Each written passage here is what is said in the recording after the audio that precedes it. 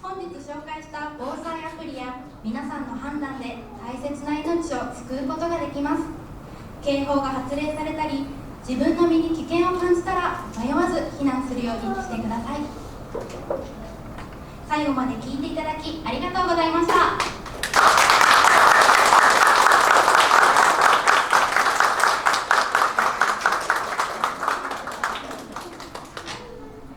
消防の2人、皆さんありがとうございました。